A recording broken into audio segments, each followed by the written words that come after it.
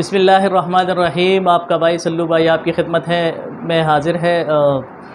دوستو، یہ آج میرا پہلا ویلاگ ہے۔ کافی عرصے سے سوچ رہا تھا کہ میں یوٹیوب پر چینل پر اپنے کام کروں اور اپنا جو ایک ایکسپیرینس ہے اس کو آپ حضرات کے سامنے لاؤں۔ تو آج جو پچھلے کئی دنوں سے سوشل میڈیا کی زینت بنا ایک جو ٹاپک ہے، جو بحث ہے، وہ مفتی طارق مسعود صاحب، انجینئر علی محمد علی مرزا صاحب کی ہے کہ وہ پچھلے 3 دنوں سے بہت گرما گرمی رہی اور پوری سوشل میڈیا پہ پورے آب و تاب کے ساتھ مفتی صاحب اور انجینئر محمد علی مرزا صاحب کے درمیان وہ بات چیت کا سلسلہ رہا۔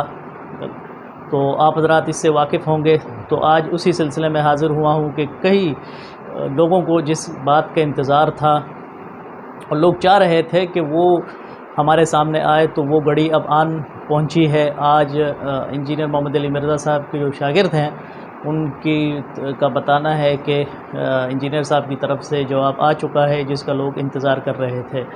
تو آج ہم تین چیزوں پہ آج ہم بات کریں گے۔ سب سے پہلی بات، یہ 5 منٹ کی جو ان کی ویڈیو تھی نا جی، جاتے انہوں نے جو کرتے ایسے دیکھتے ہوئے بنائی اور جس دن آئے تھے ویسے ہی چلے گئے، اس کو میں 10 علمی پوائنٹس کی شکل میں ڈسکس کروں گا۔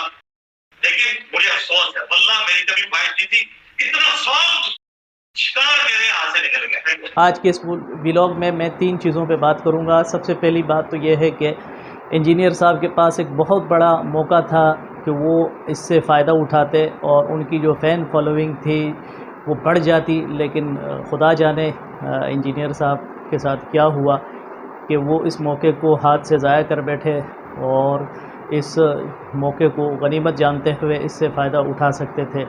لیکن اب ظاہر ہے یہ ان کا اپنا معاملہ ہے کہ کیوں وہ خاموش رہے، اور مفتی صاحب کے جانے کے بعد انہوں نے مفتی صاحب کا سامنا کرنا گوارا نہیں کیا۔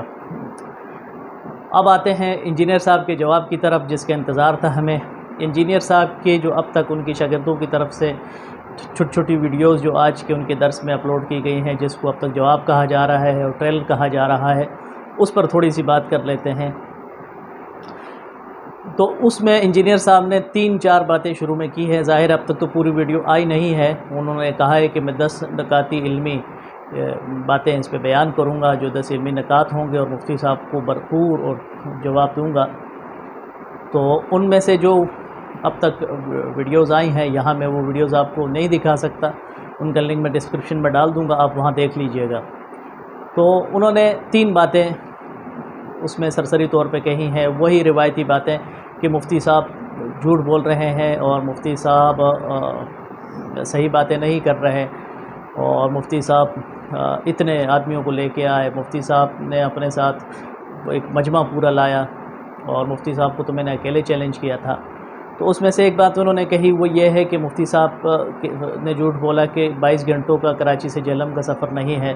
تو یہ تو مفتی صاحب بائی ایئر آئے اور 2 گھنٹے ان کو لگے، اور یہ تو 2 گھنٹے اسلام آباد آنے میں لگ گئے، 2 گھنٹے وہاں سے جہلم آنے میں لگ گئے۔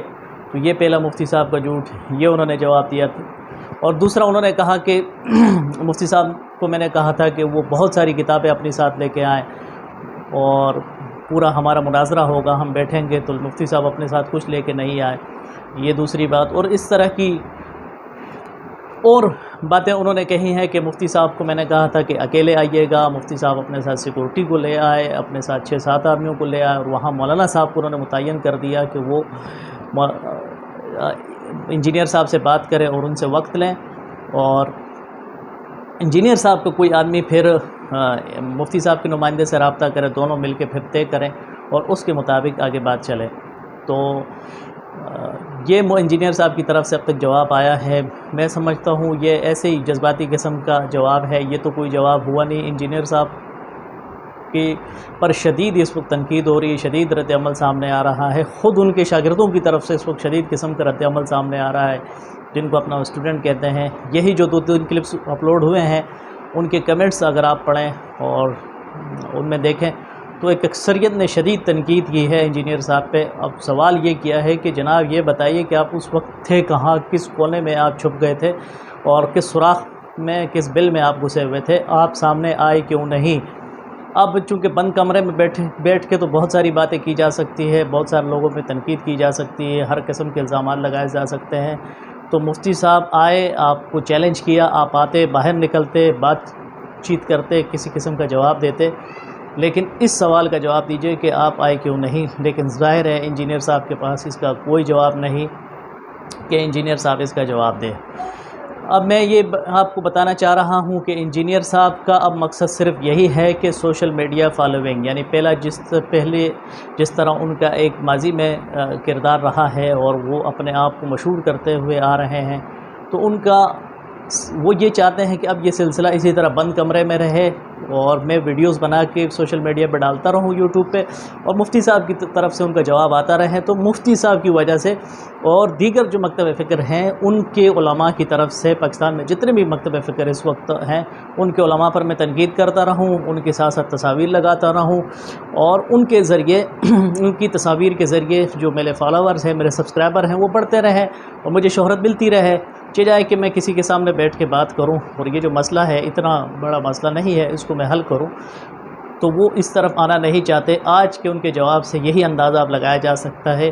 آپ ویڈیو دیکھیں اور بھرپور اس پہ دیکھیں کہ انجینئر صاحب نے کیا جواب دیا ہے. کہ انجینئر صاحب اس طرح کی اونٹ پٹانگ باتیں، ادھر ادھر کی باتیں کر رہے ہیں، ایسا جواب ہوتا نہیں ہے. جناب والا آپ آ جاتے تو آپ کی فین فالوئنگ بڑھ جاتی، آپ کا قد کاٹ پڑ جاتا، اور آپ کے پاس ایک بہت بڑا موقع تھا کہ آپ نے اس کو ضائع کر دیا.